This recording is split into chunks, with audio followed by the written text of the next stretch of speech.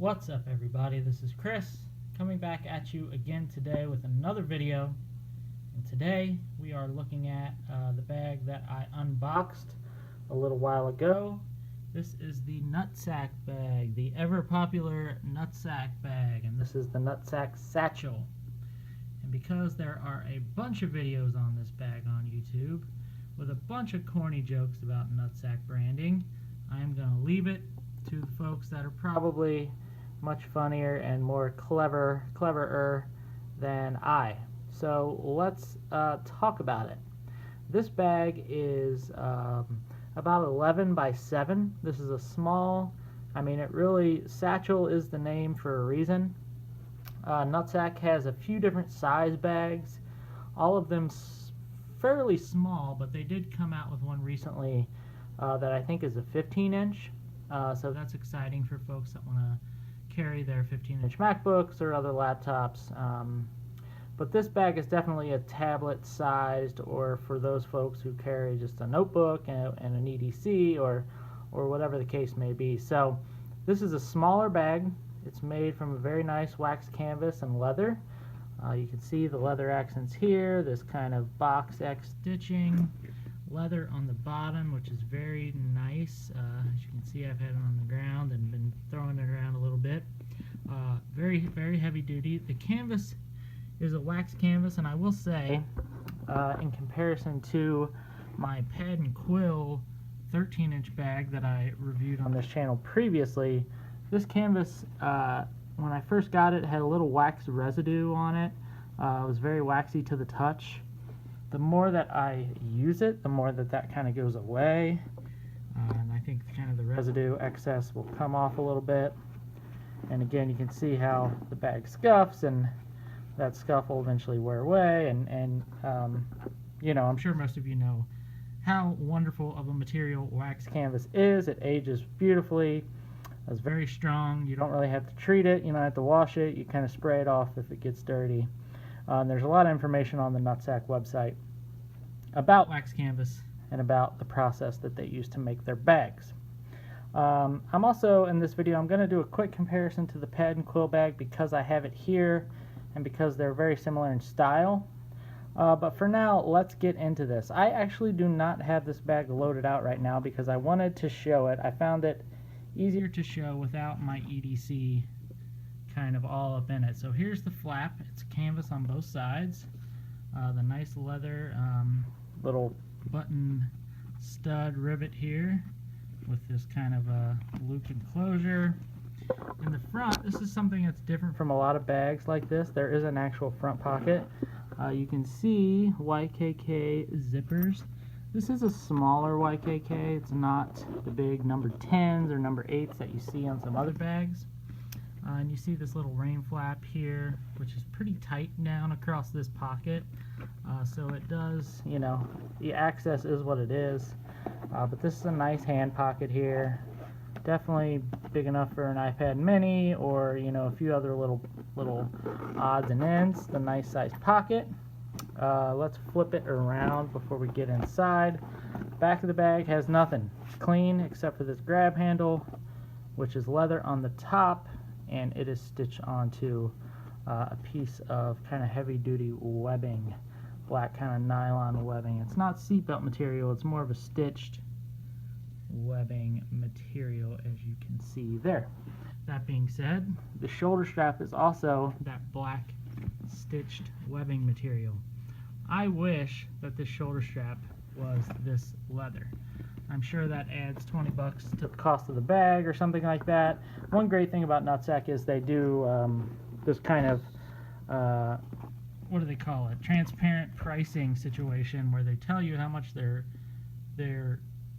materials cost, how much it costs to manufacture, and then their markup to make a profit, which I think is a really cool idea. I would pay 20 extra bucks for a strap that matches all these accents. So that being said, the hardware, very nice heavy duty metal. You can tell that there. It's a very nice metal. It's kind of this anodized black. And you can see this is one of these things where you push in. So it makes it a little harder to get this off, which is a good thing.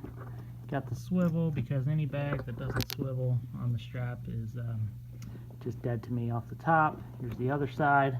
So nice hardware. I like the black hardware. I could have gone with silver as well on these pieces here. I'm sure they put some thought into that. Matches the YKK zips.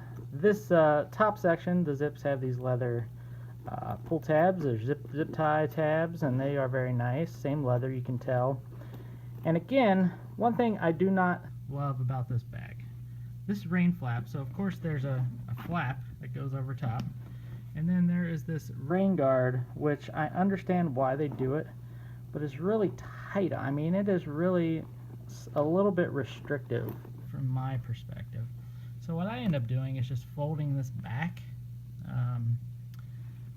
and getting it like that, and then for the most part, every time I open the bag, I don't think about folding that bag over, so it kind of lives like that, which defeats the purpose anyway. So I don't love this little rain cover flap here. It's not my favorite thing. The other thing that's not my favorite, after owning the Pad Quill bag, which is admittedly, I think about $50 more expensive than this. They're very similar bags. Pad Quill's a little bit bigger. It has the leather strap. And the other big difference is the zippers. This zipper for the main zipper of the bag, I mean, it is YKK. I don't think it will break on me, but just doing this, you can hear, not heavy duty. I mean, it's just not the most heavy duty zip. I would much rather see a zipper like the one on Pad Quill that I am going to show you in just a minute when I do a quick comparison. But alas, you know, this is the zipper we have. I haven't had any issues with it. I don't suspect I would in the first, year or two, but down the line, that's something that would be a little concerning to me. So anyway, let's open up the bag and get inside, see if we can get some light on the situation here. Inside is done very well. It's fully lined. You see you got two kind of hand pockets here. Good for, your notebooks, or, your kind of 3x5 notebooks, or whatever they are, a number of other things could fit in there. External batteries, hard drives, chargers. You're not going to be carrying a MacBook with this unless it's an 11-inch and you're putting it in the middle of here. So you probably won't need the MacBook charger, but your iPad charger or whatever. All that stuff will slide into those two very nice hand pockets. Then this main pocket is your main attraction here. And then you have a zipped back pocket, which is really a document stash. I mean, it's pretty discreet. As you can see, you're seeing the back side of the wax canvas back there. So that is the back side of the external wax canvas, which is kind of cool. I mean, it's very well done. Everything is constructed beautifully. The stitching, I mean, you can flip up on the inside of the back flap here and see this thing is stitched very, very nicely. I mean, they did not skimp on any of the internal construction here. So that is the pocket structure of the bag, and that's pretty much it. You probably know this thing retails for like 120 bucks, 130. Have the link down below so you guys can click through, learn more about the specs, learn more about the way it's machined and made, and all the great stuff that the guys at Nutsac are doing. It's American made. It's a beautiful bag. I'm going to go ahead and tell you, I do not like it as much as I like this bag, which is about to knock a bunch of stuff over because the strap is caught. This bag, Pad Quill, this is the small briefcase in Pad Quill, so this is just a 13-inch brief.